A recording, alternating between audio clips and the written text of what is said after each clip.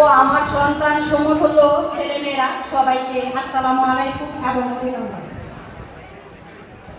আজকের এই সম্মাননা আমার জন্য সত্যি অনেক গর্বের এবং অনেক আনন্দের।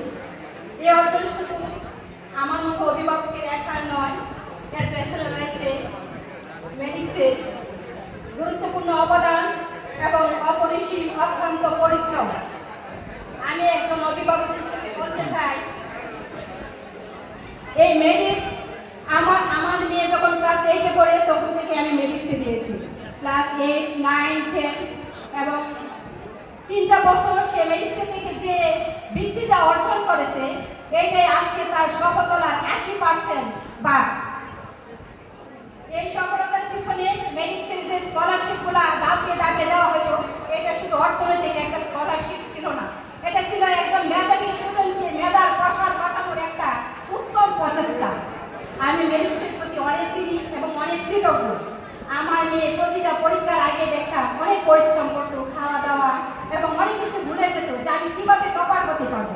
এই যে চেষ্টা, এই চেষ্টার সাফল্যে আজকে এই বর্তমান প্রমাণ। আমি এই যে সুমন স্যার বললো যে কখনো পরিবারকে ভুলে যাবে না, আমিও আমার সন্তান সমতুল্য ছেলে মেয়েদেরকে বলবো, তোমরা কখনো বাবা মার অবদানকে ভুলে যাবে না।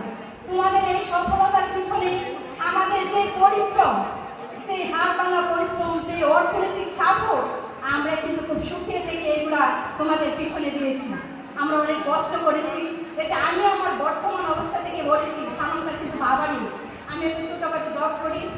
আমি একটা মা হয়ে ওকে চাকরির সময় দেওয়া, ওকে সাপোর্ট দেওয়া, সংসারকে সময় দেওয়া, আমার যে কতটা কষ্ট হয়েছে, আমি একজন ভুক্তভোগী।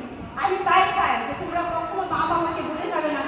যেসব সন্তান সমতুল্য ছেলেমেয়েরা বাবা মার কথা, অবদানের কথা মনে রাখবে, তোমরাই একদিন জয়ী হবে, তোমরাই একদিন সকলে স্বর্ণ শিখরে আরোহণ করবে, এটা আমার দৃঢ় বিশ্বাস।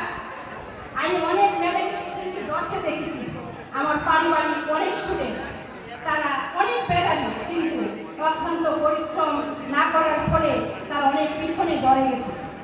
মেধাবী স্টুডেন্টরা ঝরে যায় কিন্তু পরিশ্রমীরা কখনো ঝরে যায় না, এটা সত্য।